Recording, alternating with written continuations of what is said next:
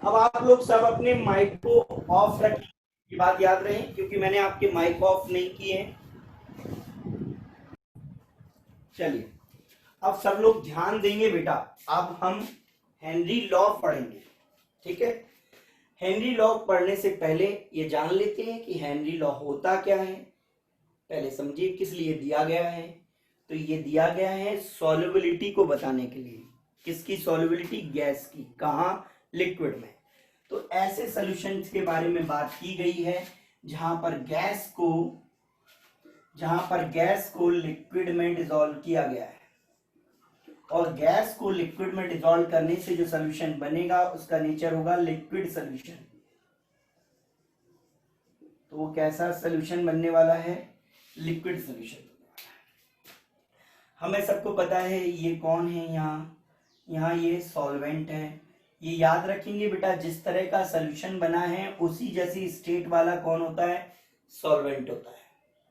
ये बात याद रखेंगे। और बाकी का जो है वो कौन है? हमारा सॉल्यूट है। ये सभी लोग याद रखेंगे और ध्यान से सुनेंगे कि मैं क्या कह रहा हूं। चलिए, अब सबसे पहले हम इक्विलिब्रियम की बात करते हैं। तो हेनरी ने काम क्या किया है? Henry analyse the effect of pressure on solubility of various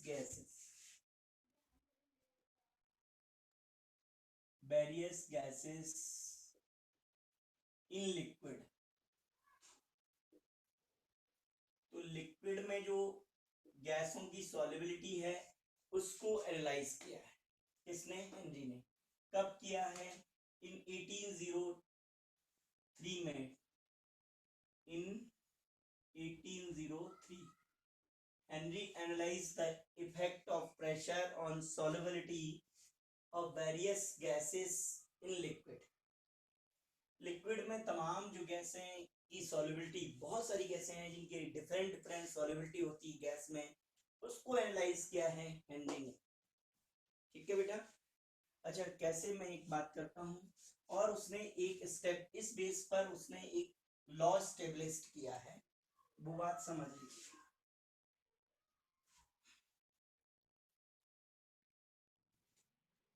and he established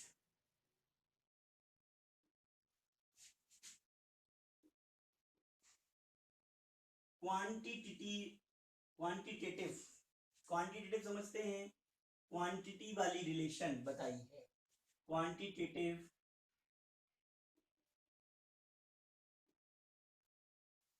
relationship between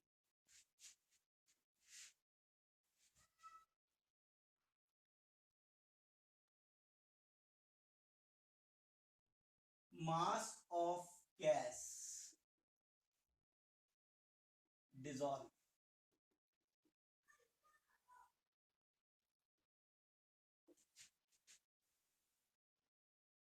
इसका मतलब है सॉल्युबिलिटी ऑफ गैस। कितनी सॉल्युबिलिटी हुई है, कितना मास डिसॉल्व हुआ है, बात तो यही है। तो अगर ये बात समझ नहीं आती कि मास ऑफ गैस क्या हम बात कर रहे हैं डिसॉल्व, तो वो सॉल्युबिलिटी ऑफ गैस है। तो he established the quantitative relationship between mass of gas dissolved and pressure के बीच में, कि कितना प्रेशर लगाओगे वो कितना मास डिसॉल्व हो जाएगा इसके अंदर, लिक्विड में। तो between mass of gas dissolve in liquid and pressure. ठीक है। तो लिक्विड में नहीं लिख पाया, मैं वहां लिख देता हूं, इन लिक्विड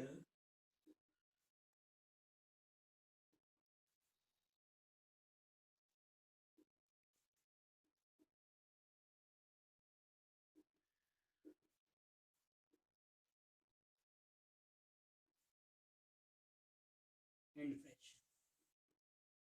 और इसी रिलेशन को हम बोलते हैं हेनरीज लॉ, कॉल्ड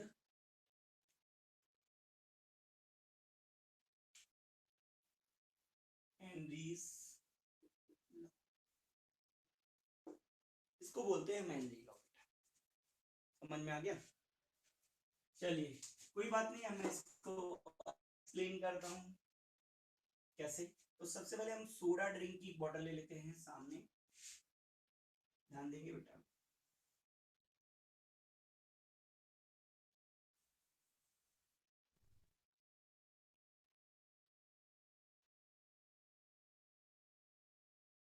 क्या है, एक सोडा ड्रिंक की बोतल लिए हैं, ठीक है। सोडा ड्रिंक की बोतल में हमें पता है कि वाटर होता है, सोडा वाटर, और सोडा वाटर की सरफेस को यहाँ तक भरा रहता है ना, आपको मालूम है उसमें। तो ये सरफेस हमने यहाँ पर डेफिनेटली, और थोड़ा खाली रहती है जगह, मैंने थोड़ी ज्यादा रखी है बस, बाकी कुछ नहीं कि आपको समझाने के लिए, बाकी ये जगह यहाँ पर खाली रहेगी। तो यहाँ पर आप जब स्टॉपर खोलते हो, ये जो कैप खोलते हो इसका, तो आप देखते हो गैस निकली, राइट। तो इसका मतलब यहाँ पर गैस है पहले से, और जनरली हम लोगों को पता है कि वो कौन सी गैस है, CO2 गैस है, ठीक है। ये कौन है, सोडा वाटर का लेवल है। इस चीज को मैं और अच्छे से बीकर में आपको डिफाइन करूंगा, मैं पूरी कोशिश करूंगा कि आपको ठीक से समझ में आए कि हेनरी लॉ क्या है। बहुत इंपॉर्टेंट टॉपिक है ये सॉल्यूशन चैप्टर का। 2019 के एग्जाम में यहाँ से क्वेश्चन आया हुआ है, MP बोर्ड के एग्जाम में, तो हम बात कर रहे हैं हेनरीज लॉ। चलिए ध्यान दीजिएगा, मैंने ये कंटेनर यानी बीकर लिया हुआ है, उस बीकर में मैं प्योर वाटर फिल किया हूँ, क्या किया हूँ, प्योर वाटर। तो ये क्या है, ये है surface of liquid, surface of liquid है, ठीक है बेटा, समझ आ रहा है। ये है सरफेस ऑफ लिक्विड, लिक्विड की सरफेस दी गई है। इसके बाद मैं कह रहा हूं कि एटमॉस्फेरिक कंडीशन में यहाँ गैस आएगी,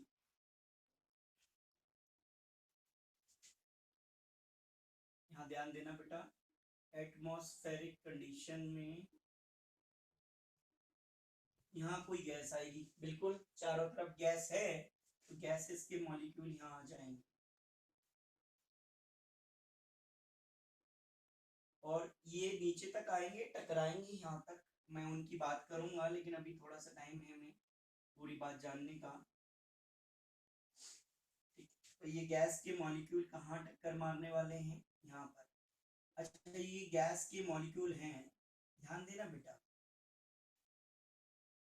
ये जो है क्या है, गैस मॉलिक्यूल है। मैं बात फिर से यहाँ लिख देता हूँ एक बार, ये गैस के मॉलिक्यूल्स हैं, और ये गैस मॉलिक्यूल कहाँ पर, यहाँ पर एंट्री करने के लिए, अपने आप को इसके अंदर एंट्री देने के लिए क्या कर रहे हैं, एक प्रेशर अप्लाइड कर रहे हैं, ठीक है। तो गैस के मॉलिक्यूल हैं, यहाँ पर उनको एंट्री देने के लिए वो क्या कर रहे हैं, एक प्रेशर अप्लाई कर रहे हैं, ठीक है। तो उस प्रेशर को मैं एक्चुअल में गैसियस प्रेशर बोलने वाला हूँ, ठीक है। ध्यान से समझना है पूरी बात। अभी मैं स्टार्ट किया हूँ, केवल कंटेंट्स तैयार कर रहा हूँ, कंटेंट तैयार हो जाएंगे, कंटेंट जब तैयार हो जाएंगे तब मैं आपको बताऊंगा हेनरी लॉ है क्या। अभी तो मैंने ये बात की है कि हेनरी ने एक इफेक्ट को एनालाइज किया है, एक इफेक्ट को एनालाइज किया है, इसके प्रेशर के इफेक्ट को, किस पर, कि गैस की लिक्विड में सॉल्युबिलिटी दिखाने के लिए, ठीक है। तब मैं ये कहने वाला हूँ बेटा कि ये गैस के कुछ मॉलिक्यूल जो प्रेशर लगा रहे हैं, क्योंकि एटमॉस्फेयर से प्रेशर तो काम कर ही रहा है ना, एटमॉस्फेरिक प्रेशर, तो ये प्रेशर यहाँ गैस के मॉलिक्यूल पर पड़ रहा होगा, जिसकी वजह से वो क्या है, एक यहाँ भी प्रेशर, लिक्विड की सरफेस पर एक प्रेशर लगा रहे होंगे, कौन, गैस के मॉलिक्यूल, जिसकी वजह से उनकी एंट्री हो रही है यहाँ पर, यानी ये डिसॉल्व हो रही है गैस, ये क्या हो गई बेटा, डिसॉल्व थोड़ी सी होगी, क्योंकि प्रेशर बहुत ज्यादा नहीं है, क्योंकि एटमॉस्फेरिक कंडीशंस की बात है, और वैसे भी गैस लो सॉल्युबल होती है लिक्विड में। तो हम कह रहे हैं ये क्या है, इसको दो नाम दे सकते हैं। एक तो मैं कह सकता हूं अमाउंट ऑफ गैस या मास ऑफ गैस,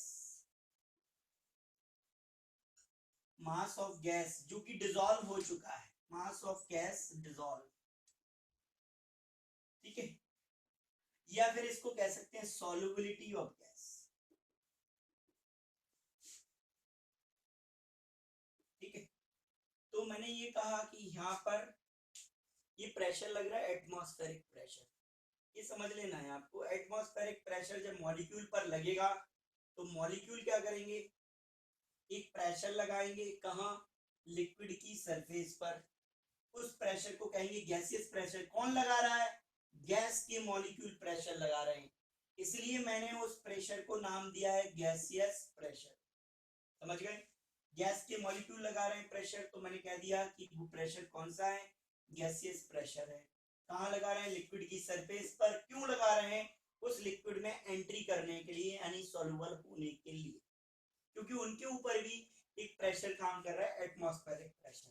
इस वजह से ये थोड़ी सी गैस यहाँ डिसॉल्व हो जाएगी। लेकिन बात तो ये है कि ये मॉलिक्यूल बहुत सारे यहाँ होंगे, वो सब प्रेशर लगाते रहेंगे और चाहेंगे कि हम भी और अंदर आ जाएं। लेकिन ऐसी कंडीशन आ जाएगी यहाँ पर, बेटा ध्यान देना, ऐसी कंडीशन आ जाएगी कि गैस के जो मॉलिक्यूल यहाँ थे सरफेस पर, बिल्कुल लिक्विड की सरफेस पर थे, वो एंट्री कर गए। लेकिन जैसे ही अगर और मॉलिक्यूल आते हैं, मान लीजिए, क्योंकि अब और गैस नहीं आएगा, क्योंकि प्रेशर हमने कैसा कर रखा है, कांस्टेंट कर रखा है, प्रेशर बढ़ नहीं रहा है बाहर से, तो कांस्टेंट कर रखा है। एटमॉस्फेरिक कंडीशन को हमने कह दिया कि 1 atm है, वो 1 एटमॉस्फेरिक प्रेशर है, तो हमने क्या कर रखा है, यहाँ कांस्टेंट कर रखा है। तो जो प्रेशर वहां था, उस प्रेशर की वजह से ये डिसॉल्व हो गए, ठीक है। यूं नहीं समझ में आता तो मैं यहाँ एक पिस्टन लगा देता हूँ, ठीक है ना बेटा। तो इस प्रेशर पर, ये एटमॉस्फेरिक प्रेशर का ही है, मैंने उसको अलग से एक्सटर्नल प्रेशर अप्लाई नहीं किया है, एक्सटर्नल प्रेशर अप्लाई नहीं किया है। तो यहाँ पर देखना है कि जो गैस डिसॉल्व हुई है, जितनी हो गई, अब इसके आगे और नहीं होगी, क्योंकि ये काम हम कहाँ कर रहे हैं, ये भी बात हमें याद रखना है। ये सारा काम हम कर रहे हैं कांस्टेंट टेम्परेचर पर, इधर ध्यान देना है। ये सारा काम चल रहा है हमारा कहाँ, कांस्टेंट टेम्परेचर पर ये सारा काम चल रहा है, ठीक है ना बेटा, जो दिया गया है। अब इसी बात को आप समझना, क्या आ गया यहाँ पर, अब ये जो गैस के डिसॉल्व्ड मॉलिक्यूल थे वो बाहर नहीं जा रहे, ठीक है, जितनी हो गई डिसॉल्व उतनी हो गई, और ज्यादा मॉलिक्यूल अंदर नहीं आ रहे। या कहें कि अगर ये मॉलिक्यूल अंदर आ रहे हैं तो उतनी ही स्पीड से जो डिसॉल्व्ड गैस है वो बाहर निकल रही है। जितनी स्पीड से अनडिसॉल्व्ड गैस अंदर आ रही है, उतनी ही स्पीड से जो डिसॉल्व्ड गैस है वो बाहर निकल रही है। तब मैं ये कहूंगा कि दो अपोजिट रिएक्शन के बीच में, ये जो दो अपोजिट रिएक्शन चल रही है, क्या, dissolution of undissolved gas and separation of dissolved gas. The rate of dissolution of undissolved gas, a gas present on the surface of the liquid, and separation, and the rate of separation of dissolved gas is equal at the state. The state is called equilibrium. अब वो state आ गई जिसके बारे में हम लोग चर्चा ही कर रहे थे कि वो स्टेट क्या होती है, जहां पर कि दो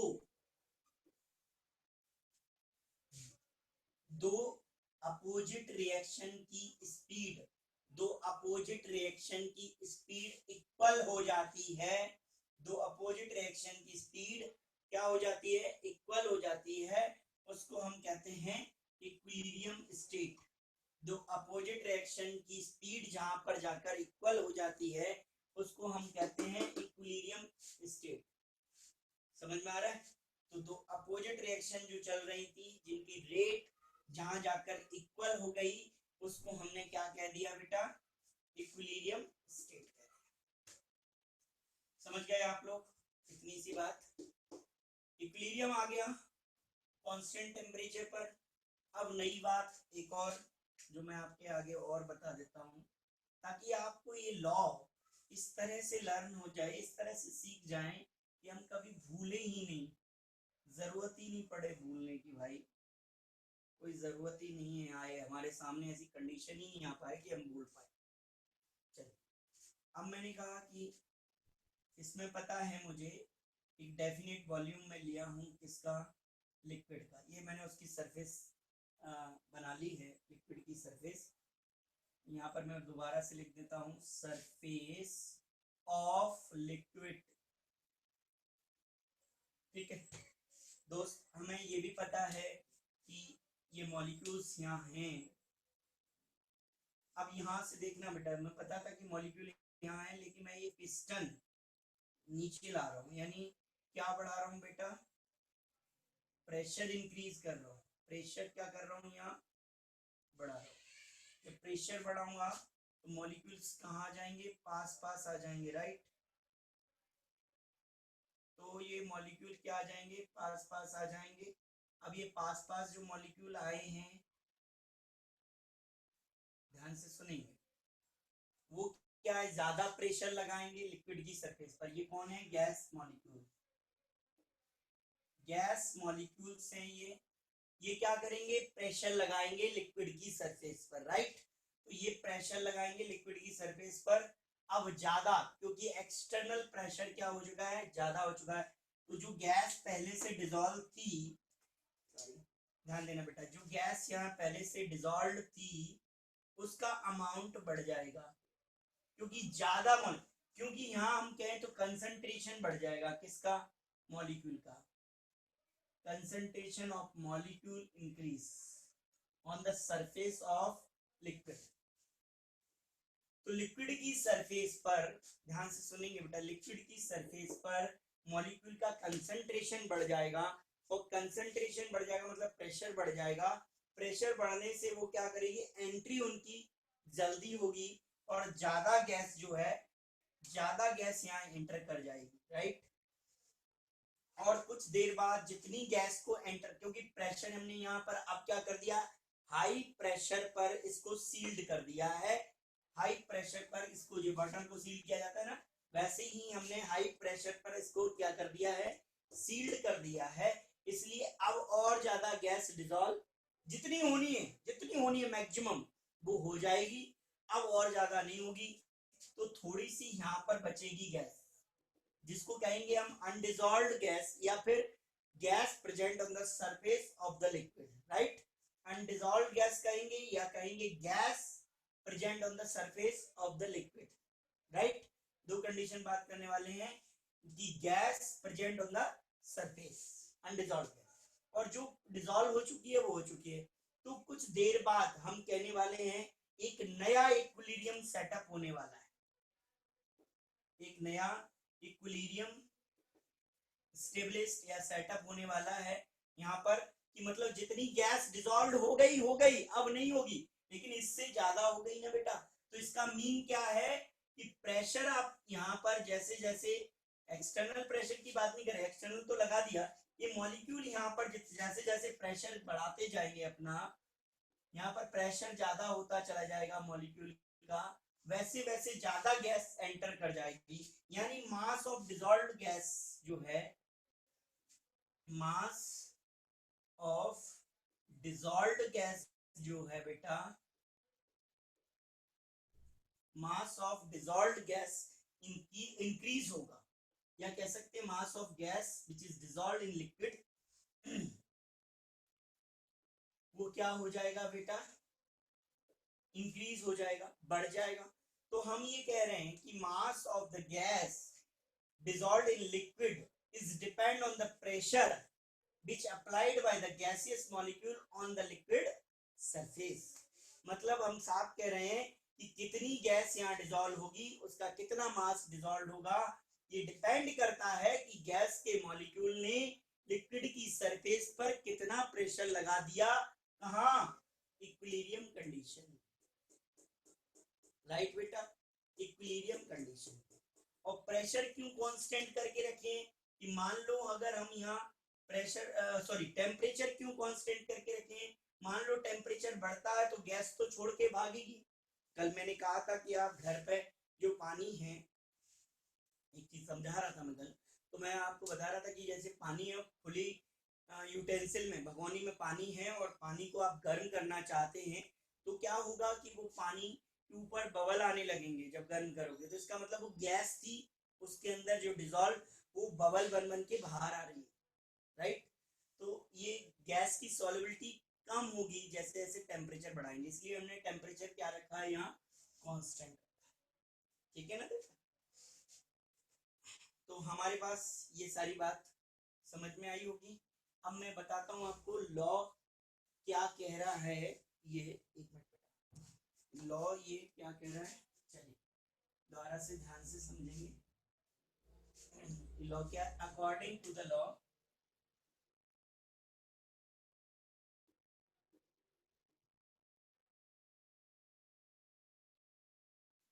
अकॉर्डिंग टू द लॉ, यानी लॉ क्या कह रहा है, ध्यान से समझिए। ये कह रहा है mass of gas, mass of gas यानी amount of gas dissolved in definite volume, यानी per unit volume, per unit बना वन लीटर वॉल्यूम ले लिया मैंने, पर यूनिट वॉल्यूम ऑफ, ये कौन होता है बेटा, लिक्विड लिया है, सॉल्वेंट, पर यूनिट वॉल्यूम ऑफ सॉल्वेंट, अगर समझ नहीं आए तो लिक्विड भी लिख सकते हैं, वैसे आना चाहिए।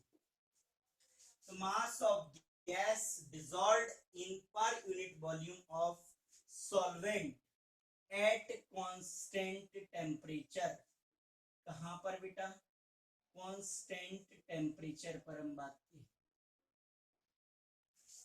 At constant temperature is directly, किस पर डिपेंड करता है, प्रेशर पर, इज डायरेक्टली प्रोपोर्शनल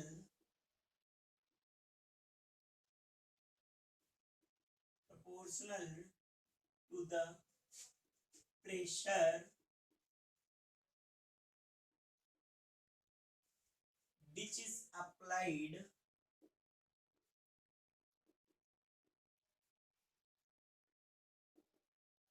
किसने अप्लाइड किया है प्रेशर, गैस के मॉलिक्यूल में, pressure applied by, pressure which is applied by gas molecule, gas gas molecule, pressure applied by gas molecule on the liquid surface, कहां apply कर रहे हैं प्रेशर को, लिक्विड की सरफेस पर, गैस के मॉलिक्यूल कहां अप्लाई कर रहे हैं प्रेशर को, on the liquid surface, on the liquid surface, कहां, किस कंडीशन में, इन इक्विलिब्रियम, इन इक्विलिब्रियम, यहां पर अप्लाई कर, समझ आ रहा है।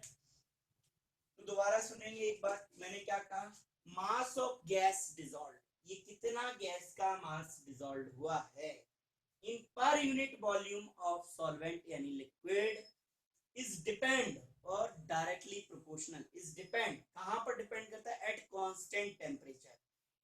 दोबारा सुनेंगे, mass of dissolve, mass of gas dissolved in per unit volume of solvent at constant temperature is depend on the pressure which is applied by the gas molecule on the liquid surface, liquid की surface पर जितना gas के molecule pressure apply कर देंगे उतना ज्यादा gas का मास इसके अंदर डिसॉल्व हो जाएगा, कहां, इक्विलिब्रियम पर, right.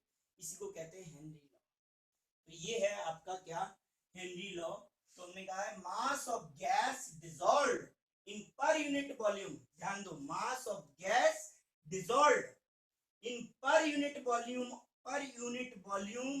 Of solvent at constant temperature is directly proportional to the pressure which is applied by the gas molecule on the surface of liquid in equilibrium. ये है आपका क्या, हेनरी लॉ. ये मैं रब कर रहा हूं.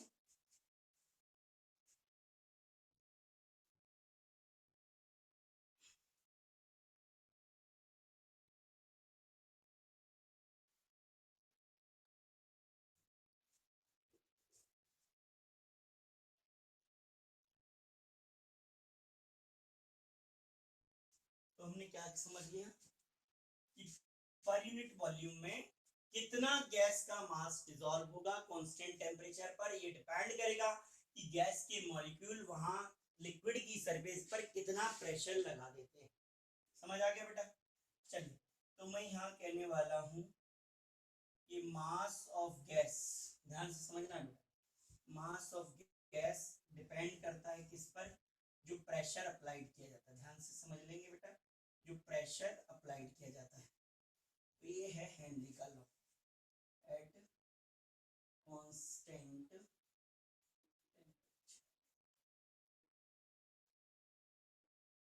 ठीक है. अब मैं कह रहा हूं कि उसी time, at about same time,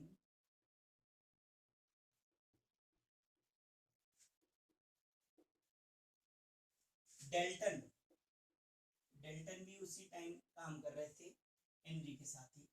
तो at about same time Dalton, a friend of Henry, हम बात कर सकते हो किसके फ्रेंड है, friend of Henry.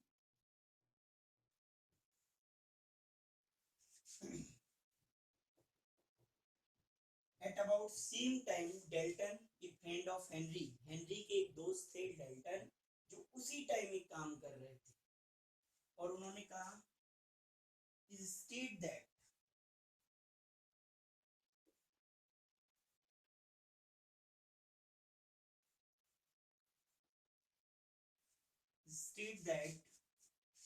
the solubility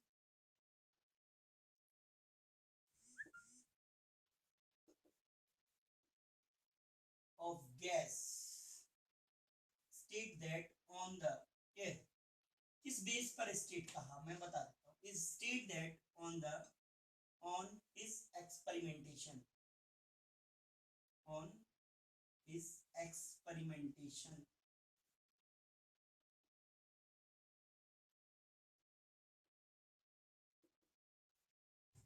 at about the same time Dalton, a friend of Henry, state that on his experimentation that the solubility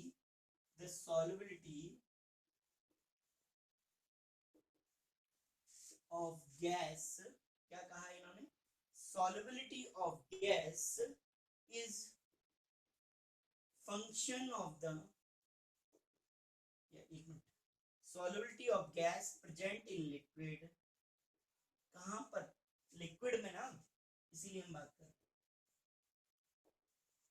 Solubility of gas present in liquid is a function of partial pressure. मतलब साफ है, इन्होंने ये कहा कि अगर एक से ज्यादा गैस, अभी अपन ने केवल एक गैस की बात की थी राइट, अब वो कहते हैं कि एक से ज्यादा गैस, यहाँ पर डेल्टन क्या कह रहा है, एक से ज्यादा गैस अगर लिक्विड में डिसॉल्व हो रही है तो एक गैस टोटल प्रेशर पर डिपेंड नहीं करेगी कि वो कितनी डिसॉल्व होगी, वो डिपेंड करेगी कि दो गैसें मान लो यहाँ डिसॉल्व हो रही हैं, तो लिक्विड की सरफेस में दो गैसेस आ रही हैं, एक CO2 भी आ रही है और ऑक्सीजन भी आ रही है, तो हम कहें कि कौन कितनी सॉल्युबल होगी, तो ये डिपेंड करेगा ऑक्सीजन का पार्शियल प्रेशर, ऑक्सीजन को ये मान लेते हैं, या ऑक्सीजन का पार्शियल प्रेशर कितना है और CO2 का पार्शियल प्रेशर कितना है. मतलब जिसका पार्शियल प्रेशर ज्यादा होगा वो गैस ज्यादा डिसॉल्व हो जाएगी. समझ गए, यानी जिसके मॉलिक्यूल ज्यादा प्रेशर लगाएंगे वो गैस ज्यादा डिसॉल्व हो जाएगी. तो एक बात कही उनने कि सॉल्युबिलिटी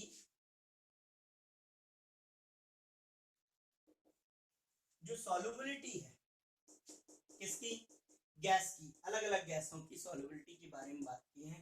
तो जो सॉल्युबिलिटी ऑफ गैस है वो कहां पर, लिक्विड में जो सॉल्युबिलिटी है गैस की वो फंक्शन है यानी डिपेंड करती है अपने अपने पार्शियल प्रेशर पर। जितना भी पार्शियल प्रेशर लगाएंगी उतनी सॉल्युबल हो जाएगी, राइट। अगर मैं मान लूं in case solubility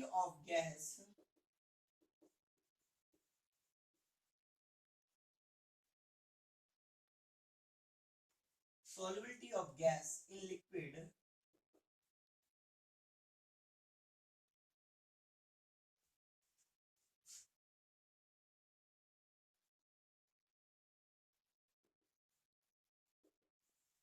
be expressed, या लिक्विड में छोड़ो, लिक्विड में तो हम बात ही कर रहे हैं, solubility of gas be expressed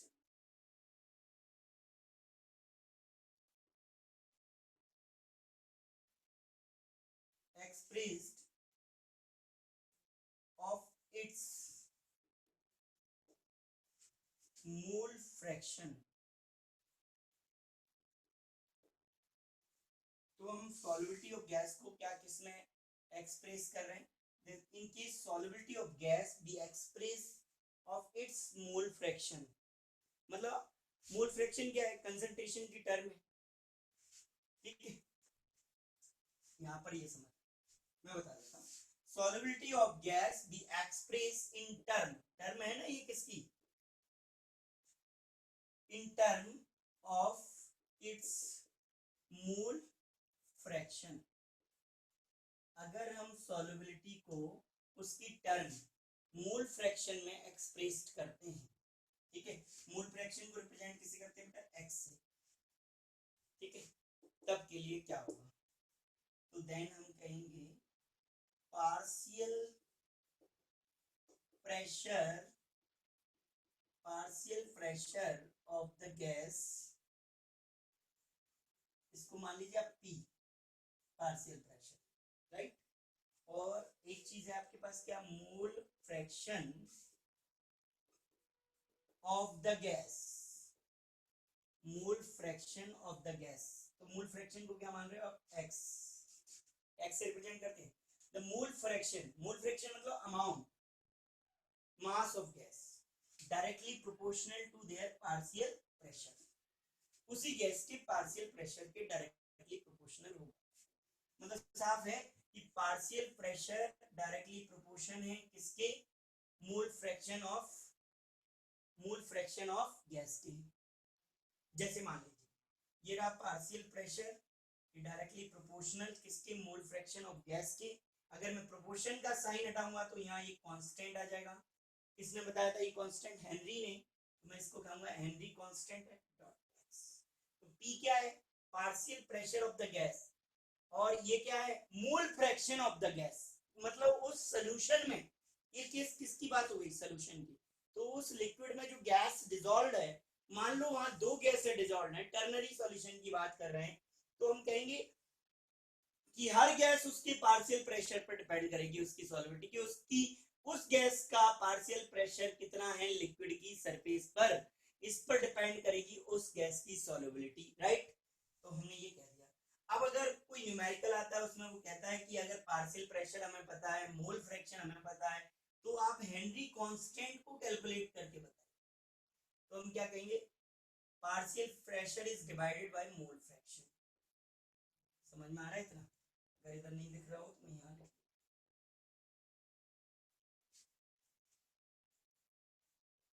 अब जैसे हमें ऑक्सीजन का पार्शियल प्रेशर जानना था, सॉरी ऑक्सीजन का क्या जानना है हमें, पार्शियल प्रेशर जानना है, हेनरी कांस्टेंट जानना है, क्या जानना है, ये हम यहाँ लिख देते। तो मैं बात करूंगा क्या कि ऑक्सीजन का पार्शियल प्रेशर, तो OpO2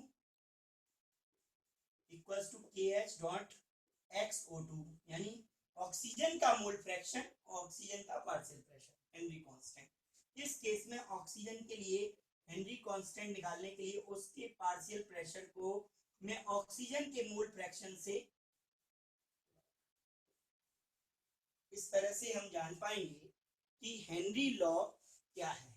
तो मैंने ये बात बताई आपको कि हेनरी लॉ है क्या। इसके अलावा एक बात की हेनरी लॉ कहाँ काम करता है, ये कहना चाहिए कि हेनरी लॉ में आप जो बॉटल में भर रहे हो क्या, सोडा वाटर, और उसमें लिक्विड के अंदर यानी सोडा वाटर के अंदर आप क्या डाल रहे हो, गैस।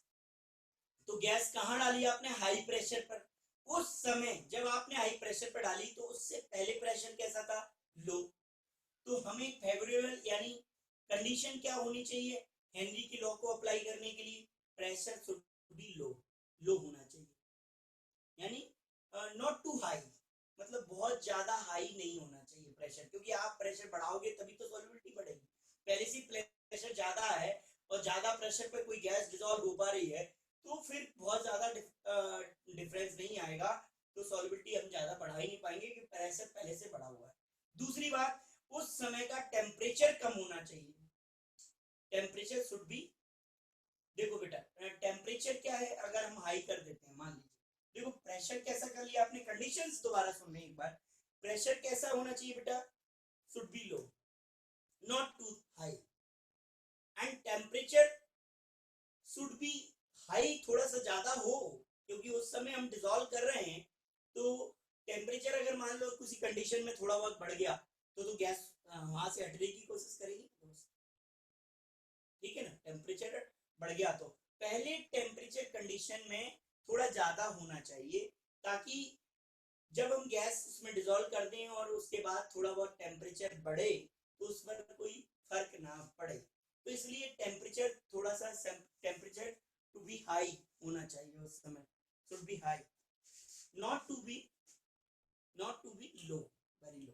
तो ये दो कंडीशन ये हो गई। तीसरी ये हो गई कि gas molecule do not chemically react, do not react chemically with the solvent or liquid, liquid के साथ केमिकल रिएक्शन ना करे। अच्छा केमिकल रिएक्शन कर ली तो क्या होगा, फिर सोल्यूशन नहीं बनेगा, फिर कोई न्यू कंपाउंड इज फॉर्म, नया कंपाउंड बन जाएगा। यानी तीन कंडीशन लिमिटेशन होनी चाहिए, या कहीं फेवरेबल कंडीशन होनी चाहिए, प्रेशर बहुत ज्यादा नहीं होना चाहिए, मतलब ठीक ठाक होना चाहिए, प्रेशर कम होना चाहिए यूं कह सकते हो, या कहें आइडियल प्रेशर होना चाहिए, ठीक है। और दूसरा बात करें तो टेम्परेचर थोड़ा ज्यादा होना चाहिए, मतलब बहुत कम नहीं होना चाहिए। तीसरी बात, जो जो आपकी गैस है वो केमिकली रिएक्ट नहीं करना चाहिए, किसके साथ, लिक्विड के साथ, तभी ये हेनरी लॉ अप्लाइड होगा। अब इस बेस पर हम न्यूमेरिकल्स करेंगे। तो जो डेल्टन था उसने क्या बात कही, बस वही बात है, हेनरी और डेल्टन की कोई अलग बात नहीं, बस बात यही है कि उसने थोड़ा सा यहाँ पर एडवाइस किया कि अगर सहयोग किया, उसको कहें तो थोड़ा सा साथ दिया उनका, और कहा कि अगर दो तीन गैस की सॉल्युबिलिटी आप देख रहे हो तो हर गैस की सॉल्युबिलिटी उसके पार्शियल प्रेशर के पर डिपेंड करेगी। CO2 की सॉल्युबिलिटी CO2 के पार्शियल प्रेशर पर डिपेंड करेगी, ऑक्सीजन की सॉल्युबिलिटी ऑक्सीजन के पार्शियल प्रेशर पर डिपेंड करेगी। तो सबकी सॉल्युबिलिटी, अलग अलग गैसों की सॉल्युबिलिटी उनके पार्शियल प्रेशर पर डिपेंड करेगी। इसीलिए उन्होंने अपने एक्सपेरिमेंटेशन के बेस पर कहा कि the solubility of gas present in liquid is a function of partial pressure, उसके पार्शियल प्रेशर पर डिपेंड करती है।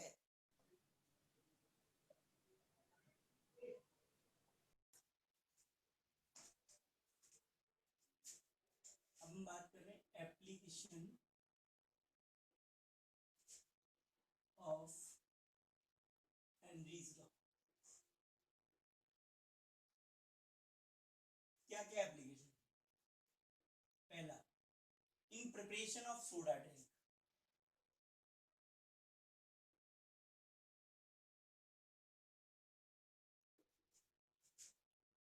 सॉफ्ट ड्रिंक भी लिख सकते।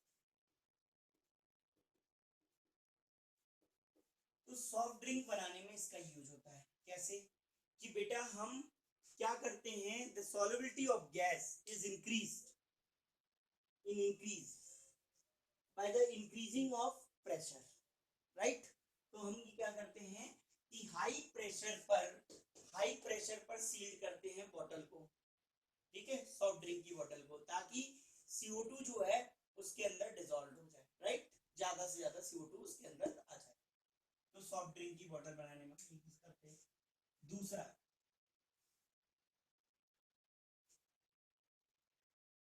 इन डीप सी डाइविंग,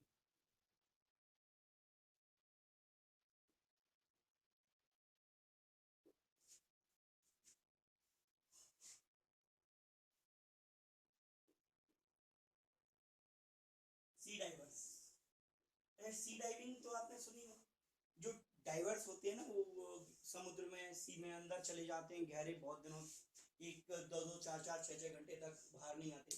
तो वो क्या ले जाते हैं कि एक सिलेंडर ले जाते हैं ऑक्सीजन का अपने पास, उसमें नाइट्रोजन भी फिल होती है। तो एक्चुअल में क्या है कि ऑक्सीजन तो यूज हो जाती है इसमें। अब ऑक्सीजन का पार्शियल प्रेशर ज्यादा है, ये बात तो याद रखना है ना, ऑक्सीजन का पार्शियल प्रेशर ज्यादा है। तो ऑक्सीजन ने क्या किया, अंदर गई पहले तो बॉडी में, अंदर गई तो ऑक्सीजन किससे मिली, ध्यान से समझना बेटा, ऑक्सीजन मिली हमारी हीमोग्लोबिन से। किससे मिल गई बेटा, हीमोग्लोबिन से मिली।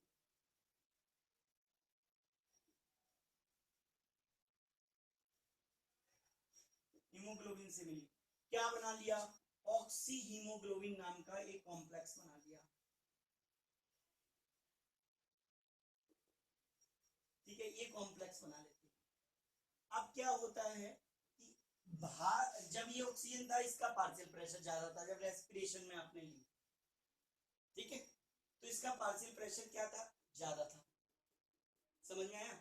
तो ये इससे कंबाइंड हो गई, यानी और जब अंदर गई तो टिश्यूज के अंदर इसका पार्शियल प्रेशर जो है, जो अगर हम टिश्यूज की बात करें तो टिश्यूज के अंदर जो पार्शियल प्रेशर है ऑक्सीजन का कम है, तो इसकी वजह से वो क्या हुई, ब्रेक हुई, किससे, हीमोग्लोबिन से, ऑक्सीजन फ्री हो गई। और ये ऑक्सीजन जो फ्री हुई बेटा, इसने क्या किया, टिश्यूज के साथ कंबाइनिंग की, यानी जो सेलुलर रिएक्शन होती है अंदर, जो सेलुलर रिएक्शन होती है बेटा उसमें काम आ गई, सेलुलर एक्टिविटीज कह सकते हैं रिएक्शन। तो सेलुलर एक्टिविटीज में काम आ गई कौन, हमारी ऑक्सीजन, ठीक है, ब्रेक होकर। लेकिन वो साथ में जो सिलेंडर ले गए उसमें कौन ले गए, हम नाइट्रोजन ले गए। अब नाइट्रोजन क्या हुई, ब्लड में डिसॉल्व रही, तो जब बाहर आए तो उनकी आंखों में दर्द हुआ, डिकम्प्रेशन कहते हैं इस प्रोसेस को, बाहर आए तो एकदम से घबराहट हुई, आंखों में दर्द हुआ, तो ये डिकम्प्रेशन प्रोसेस हुआ। तो इसके लिए हम क्या करते हैं कि ऑक्सीजन को नाइट्रोजन से डाइल्यूट ना करके, नाइट्रोजन पड़ी रहे तो थोड़ा बहुत उसमें क्या मिला लेते हैं, हीलियम नाम की गैस मिला लेते हैं। अब हीलियम क्या ब्लड में सॉल्युबल नहीं है, नॉन रिएक्टिव है ना, ये इनर्ट गैस है बेटा। दूसरी बात, तो हीलियम को किसको हमने सी डाइवर्स के लिए ऑक्सीजन को क्या किया, टू रिड्यूस द डिकम्प्रेशन, ठीक है, हमने क्या किया, oxygen is diluted by, oxygen is diluted by helium gas, ये less soluble helium gas, less soluble helium gas। तो जो कम soluble थी हीलियम गैस, उसकी वो क्या, उससे हमने ऑक्सीजन को क्या कर दिया बेटा, डाइल्यूट कर दिया, समझ गए आप। ऑक्सीजन को हमने किससे डाइल्यूट कर दिया, हीलियम से। तो हीलियम क्या है, वो ब्लड में सॉल्युबल नहीं है। तो किस बेस पर दिमाग आया, ये पार्शियल प्रेशर पर, क्योंकि हीलियम का पार्शियल प्रेशर कम है, ऑक्सीजन का ज्यादा था, कोई प्रॉब्लम नहीं थी, क्योंकि वो ऑक्सी हीमोग्लोबिन से मिली, फिर पार्शियल प्रेशर टिश्यूज में अंदर कम हुआ ऑक्सीजन का, जिसकी वजह से क्या हुई, वो उसने उसको छोड़ दिया, किसको, ब्रेक हो गई, ऑक्सीजन फ्री हो गई, तो टिश्यूज से बाइंड होकर टिश्यूज में बहुत सारी सेलुलर एक्टिविटीज के लिए काम में आने लगी, कौन, ऑक्सीजन, राइट।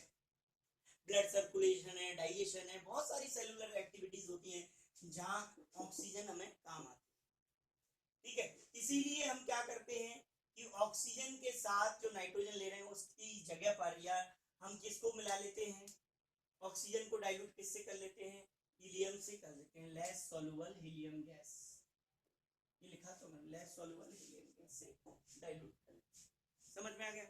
तो ये डीप सी डाइविंग के लिए ऐसी जरूरत हमें पड़ती है। इसके अलावा मैं अगर आपको और बताऊं तो इनके अलावा हम एट हाई ऑल्टीट्यूड, मतलब जो क्लाइंबर्स होते हैं ना, मतलब जो बहुत माउंटेन पर या हम कहते हैं हिल स्टेशंस पर जाते हैं, जो आप लोगों ने पढ़ा है कि जो हमारा मानसरोवर है यानी कैलाश पर्वत है, वहाँ ऐसी बहुत लंबी पहाड़ी पर जो चढ़ाई करते हैं उन्हें क्लिम्बर्स बोलते हैं। तो जो क्लिम्बिंग का काम करते हैं, तो जो क्लिम्बर्स होते हैं तो हाई ऑल्टीट्यूड या पहाड़ी इलाके जो होते हैं, टॉप लेवल जो होता है वहाँ, जैसे जैसे आप अर्थ से ऊपर जाते जाओगे ऑक्सीजन की कंसंट्रेशन कम होती जाएगी, मतलब उसका पार्शियल प्रेशर कम होता जाएगा, राइट। उसका पार्शियल प्रेशर क्या होता जाएगा, कम होता जाएगा। अब जब ऑक्सीजन का पार्शियल प्रेशर कम हो जाएगा तो रेस्पिरेशन में प्रॉब्लम आएगी दोस्त, रेस्पिरेशन में प्रॉब्लम आएगी, और सांस ना लेने पर की वजह से, रेस्पिरेशन ना करवाने की वजह से वहां एक बीमारी हो जाएगी, एनॉक्सिया, ये डिसीज हो जाएगी। ये कौन सी डिसीज है, ये डिसीज है ऑक्सीजन का ठीक से रेस्पिरेशन के लिए ऑक्सीजन ना मिल पाना, इसकी वजह से ठीक से रेस्पिरेशन ना कर पाने की डिसीज को बोलते हैं एनॉक्सिया हो जाएगा उसे। तो क्लिम्बर्स क्या करते हैं, ऑक्सीजन सिलेंडर कैरी करते हैं, इसीलिए क्लिम्बर्स जो होते हैं वो क्या करते हैं, ऑक्सीजन सिलेंडर जो लेके चलते हैं, ऑक्सीजन सिलेंडर लेके कौन चलते हैं, क्लिम्बर्स चलते हैं। क्यों क्यों चलते हैं, क्योंकि वहां पर हिल स्टेशन पर या कहें हाई ऑल्टीट्यूड्स पर ऑक्सीजन का पार्शियल प्रेशर या कंसंट्रेशन कम होने से उन्हें रेस्पिरेशन करने में प्रॉब्लम होती है। इसलिए क्लिम्बर्स जो होते हैं, जो पहाड़ों पर चढ़ते हैं लोग या जो हाई ऑल्टीट्यूड पर रहते हैं, वो लोग क्या करते हैं, ऑक्सीजन सिलेंडर अपने साथ कैरी करते हैं, या जो लोग को पहाड़ पर ज्यादा जाना होता है वो लोग पहले से ही ऑक्सीजन सिलेंडर लेकर चलते हैं कि कहीं उनको जब सांस लेने में या रेस्पिरेशन करने में प्रॉब्लम होगी तो कहीं उनको एनॉक्सिया ना हो जाए, इसकी वजह से वो क्या करते हैं, ऑक्सीजन सिलेंडर कैरी करके चलते हैं। तो ये है कि सॉफ्ट ड्रिंक की प्रिपरेशन में, डीप सी डाइविंग में, और एट हाई ऑल्टीट्यूड पर यहाँ पर क्या करते हैं, जो हेनरी लॉ है वो एप्लीकेबल। हाँ बेटा समझ गए आप लोग,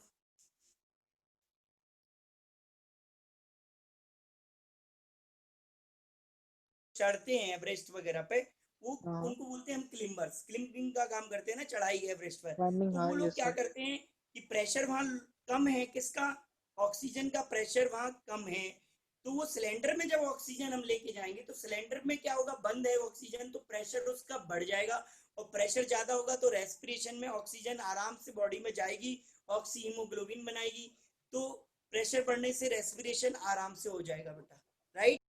तो इनके अलावा हम क्या बता सकते हैं, ये भी बता सकते हैं फोर्थ में, इन लंग्स,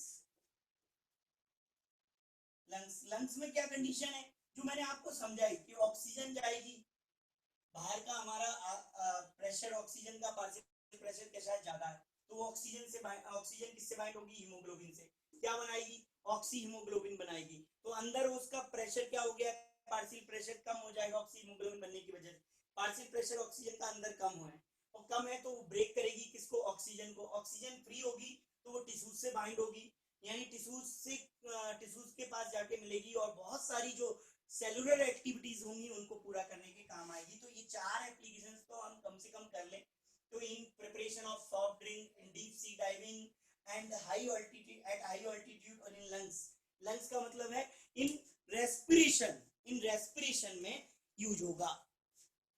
समझ आ रहा है भैया, याद आ हाँ गई, सर। हमें पता चल गया कि हीलियम इनर्ट है, उसका पार्शियल प्रेशर भी कम है, तो हम नाइट्रोजन को रिप्लेस करके, नाइट्रोजन को रिप्लेस करके उसकी हाँ जगह सर। क्या भर देंगे, वहां हीलियम भर हीलियम। देंगे, राइट।